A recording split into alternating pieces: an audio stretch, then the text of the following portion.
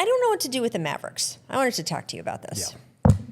So part of it just depends on how quickly Kyrie comes back, right? Does he come back in the middle of the season or the end of the season? If it's the end of the season, I think I know what to do with the Mavericks. If he comes back in the middle of the season, he is such an experienced and savvy player whose game is not dependent on his physical attributes in the same way some other players in other positions are. And he has a good 3 months to work his way back in. Man, this is an interesting team. And you have spent a ton of time with Cooper Flagg, and you are the one who has told me he is NBA ready and that he might have a learning curve in the first half of the season. And maybe he hits a rookie wall stamina-wise, but I don't know, man. He looks as if he is look, we saw last year, Derek Lively was a key part of that, or 2 years ago, of that playoff run. And he was a rookie. And Cooper Flagg's much more promising than him. I don't know what to do with them if Kyrie comes back in decent time. Are they in that not necessarily Oklahoma City, Denver tier, but are they in the Clippers, Lakers? We haven't talked about the Wolves. I think they're on the fringe of that. I have them in my second tier because I don't know what to count on with Kyrie. Like, you hear ahead of schedule, teams always say that. You believe that a player is going to be able to hit the ground running, but they never really do. Like, it's not an Achilles tear where you really have to ease your way back into it. But Right. if he's back January, February, there still is going to be a ramp up until he's back to being the Kyrie Irving. It might not be till next season where he is. I do think that Cooper Flagg is going to be better quicker than people think. I think there's obviously going to be some rookie adjustments, strength, speed of the game, all those things. But this is a guy that when I talk to people that have worked with him over the last few months, like, he's a supercomputer. Like, he processes things so fast, and he's able to, become what he needs to become immediately. So I think by midseason, he's going to look really good in that group. I can't buy all the way into them until I see what Kyrie looks like. That's and I have the a hard time believing Kyrie's going to get back to being the all-NBA guard this season. I think he can get back to it. I think there's plenty of miles left on those tires, but I think asking him to do it a year removed from that kind of injury is a lot to ask. It is. And by the way, timing is such a big part of his game. If he's not quite as quick at things, if the injury is still keeping him a little bit less of what he should be, that's going to be a factor. He's obviously a negative defensively. I mean, all the things. And the other big question is always Anthony Davis, because, by the way, there are some seasons he has been completely durable. People just like to gloss over that. Yep. However, there have been plenty of seasons where he has not, and we saw it on the Mavericks last year. And he gets there and immediately, boom. So I just don't know what to do with them. My instinct is to put them not in the Oklahoma City Nuggets category, but maybe, I kind of would like to have as much faith in them as I do the Clippers if Kyrie comes back in decent time. We'll but see what the timeline there's is. just so many ifs. If it's a fast recovery and it's December, all right, well, that gives you 3-4 months to the playoffs to ramp your way Even back if it's up. January, I don't have. NBA If he was younger, long, too, but he's in his 30s now. It's true. And it's just a lot to get all the way back. Plus, then when he gets on the floor, he's going to be reintegrating himself with Flagg and some of the things that they do. They've had a lot of change in their assistant coaching staff, and so maybe there's an adjustment curve there. So I don't know, actually got his Phil Handy back on the bench there. That's his guy. That's good for Kyrie and certainly for the Mavericks. Good coach. I was going to say he's a great coach. There. I thought you were going to say Minnesota because I left them off. So that's my next question, right? So Minnesota, I started to. I said Minna, right? Gotcha. There we go. Minnesota is the other question for me because on paper, you say, I don't know if they're quite at that level, but they have made the 2 last Western Conference Finals. Again, results are the results. Ant, I think, is not done evolving, and I think he is, again, slated for another even better year. I like Julius Randle better than I think some other people like Julius Randle there. What do you think of them? I like the core guys you're talking about, but they're another team that year after year is hemorrhaging talent a little bit. Yes. Now, they didn't hemorrhage Cat. They just traded him away in a deal that worked out kind of for them. They didn't get back to where they were a year before, but Randall turned out to be a pretty good player for them. I think losing Nickeil Alexander-Walker I do really think hurts. that's huge. And they're banking on Terrence Shannon, who was surprisingly good at the end of last season, being able to step in and play that role. It's one thing to do it in spurts when nobody has expectations for you. It's another thing to be scouted, to be looked at, to be focused on. Alexander Walker proved he could do it. We haven't seen it yet from them. So, look, I get the moves that they made. You can't keep everybody with the second apron looming out there. It was great to keep Randall. It's great to keep Naz Reid. Jaden McDaniels still, like, I mean, they've got, well, they didn't keep Jaden McDaniels. They lost him too, right? Yeah. So another guy they lost. So they've been hemorrhaging this talent over the last couple of years, that as good as I think Edwards is, and I agree, there's probably another level he can get to. Randall's still a high-level guy. Reed's still a high-level guy. I just think they don't have the talent that other teams above them have. Yes. So for me, they ended up, after going back and forth, they ended up in that next tier we're about to discuss. Yeah. But I got to mention them because, again, they made the last two Western Conference Finals. Neither year they were picked to do so. Yeah. So we got to at least give them the room to do it again and say, okay, well, they could surprise us and get there. I think one of the things that works against them in my mind is not just all the things you said, but maybe goes hand in hand with what you said. The new ownership came into this team and laid off 10% of the staff. They have made cost-cutting moves. Mm-hmm. I don't know where the pocketbook is going to be on this team. This is a team that for decades suffered under Glenn Taylor not wanting to pay people internally and on the court. I mean, the scouting department's important. How many good people do you have doing that? Mm-hmm. How many people do you have the extra assistant coach who will work with so-and-so to make sure that they're, in the right place, when they get to the game? You see that money thing happening, and it does put up a red flag for me. So I'm curious where that goes. That's all. Yeah, and I think the curiosity begins with Rudy Gobert. I mean, they drafted two centers. Yep. Rudy's still a dominant defensive player, but, you can start to see the slide a little bit for him. Does he become a cost-cutting measure at some point? Like, the guys they drafted are long-term projects. They're not ready to play next year. But after this season, do we see Gobert? Especially if they regress, if they don't make the Western Conference Final. And I think it's going to be hard. Look, I mean, you're right. I forgot they did make the back-to-back conference finals. But I don't think they were as good last year as they were the year before. I agree. They're not trending in the right direction. Like 2 years ago, they were trending in the right direction. They had some young pieces. They were making the right moves. But some of the moves that they've made, or the loss that they've had, I think are tough. If they're in the Eastern Conference, maybe it's a different story, but they're in the West, and you've got killers every single night. So we're in that next tier right now. And the biggest name in that next tier is the Golden State Warriors. I was going to say, give me some Warriors talk. That's literally like right after the Timberwolves on my list here. I'm here for the Warriors talk. They are right now, to me, a bit of an incomplete, right? Like, we don't know what's going to happen with Jonathan Kuminga. We don't know if he's going to be back. We don't know if he's going to be traded. We don't know what they're going to get for him if they trade. Like, Al Horford's kind of sitting out there waiting. We assume he's going to sign with Golden State, but we don't know how that's, what circumstance that's going to be. They've got some other guys that are free agents as well.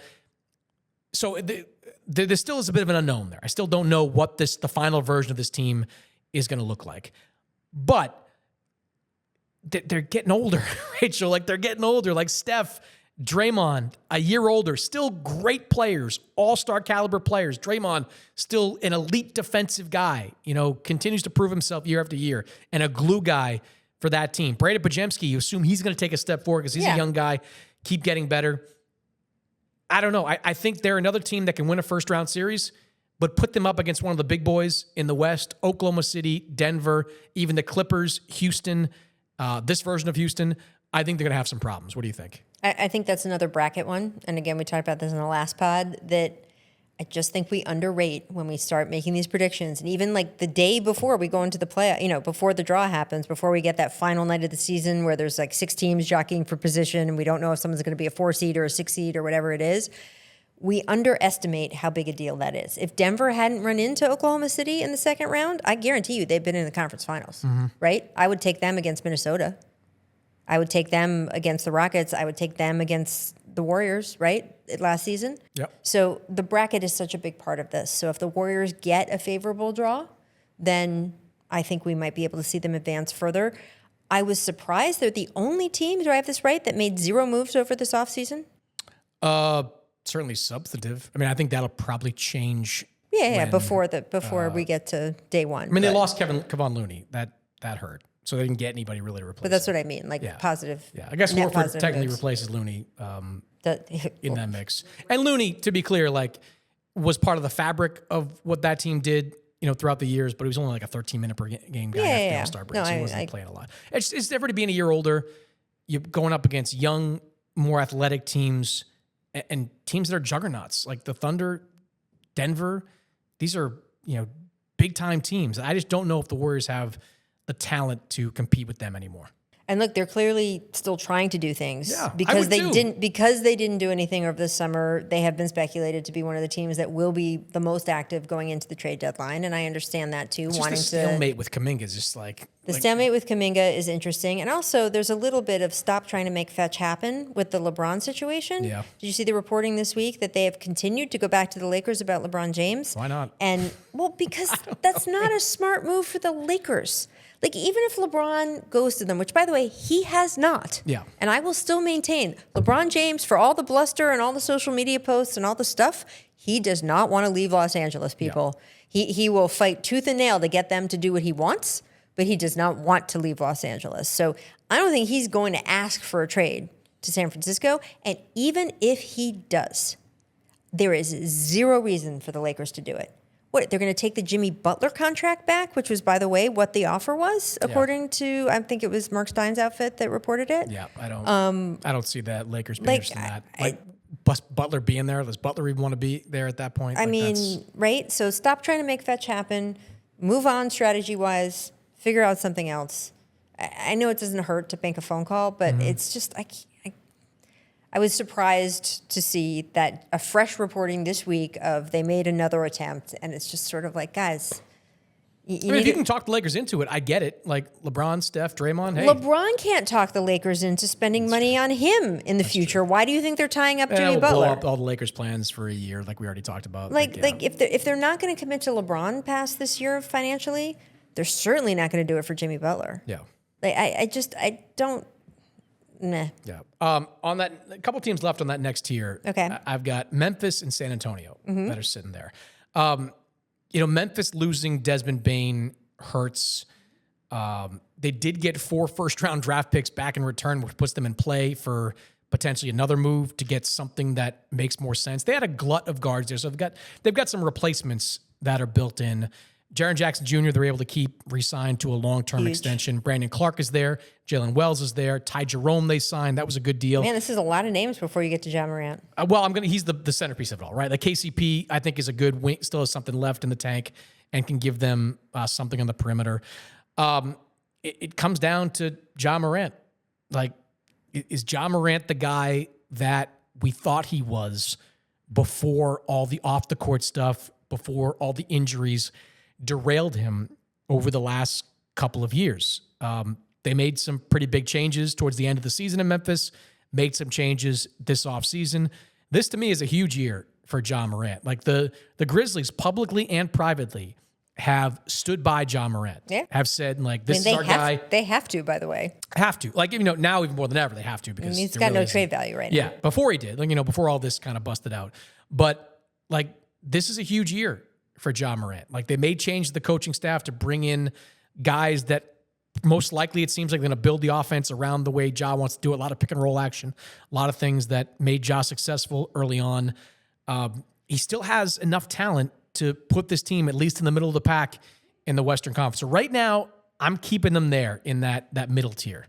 I am very, I don't want to say dubious, but I did not put them in that middle tier. And I think the reason is the same way I feel that, performance matters and what you actually do matters more than maybe all the potential we talk about. I give the teams that have gotten it done credit, and maybe they'll fail, but I think you got to give them the credit that they've actually figured out how to do it. So you got to give them, if you're on the fence with them, you give them the benefit of the doubt. If you're on the fence with a team like Memphis and Ja Morant, I just don't know if you can give them the benefit of the doubt, because even after all of the suspensions and all of the this and all of the off-court that and the legal case against him and the inter-team things, when the celebration happened, incidents happened, and that was sort of the last thing off the court that was the most recent thing. He still had to get penalized by the NBA, and he still afterward was a total, just punk about it, for lack of a better word. I mean, and when I say punk, I just mean that it's a teenage response. Yeah. It is a teenage response to be like, no, I'm not doing a grenade. I'm doing spreading the love of all of my talent. I mean, it's such a teenagery response. And when we say punk kid, that's the context I mean. It's just, man, it is hard for me. If that's the most recent thing, I just have yet to see growth in that area. I have seen no growth. And so until that was so little, it was so easy to just stop doing it when you're told to stop doing it. It was so easy to, after you've been fined, after you've been penalized, to just stop, right? That's the bare minimum. And yet he couldn't even do that.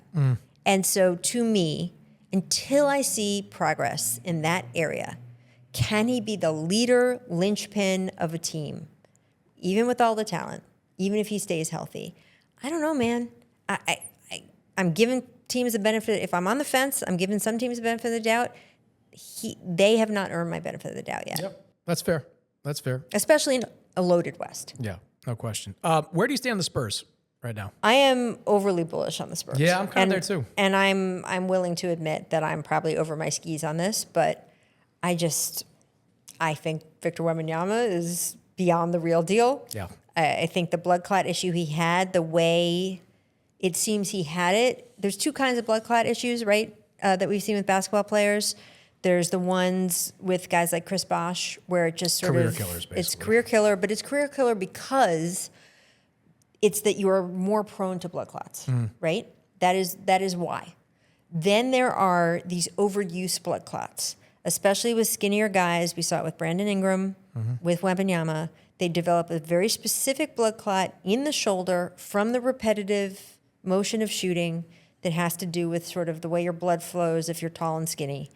And that, to me, is a very different situation. And Brandon Ingram has been just fine since all of that happened. So assuming health, knock, knock, knock on all the wood, I think that people are still underestimating Victor Wembanyama.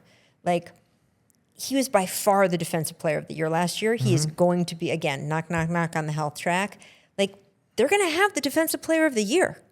And they have so much young talent. And I don't know, man. I'm willing to propel them forward.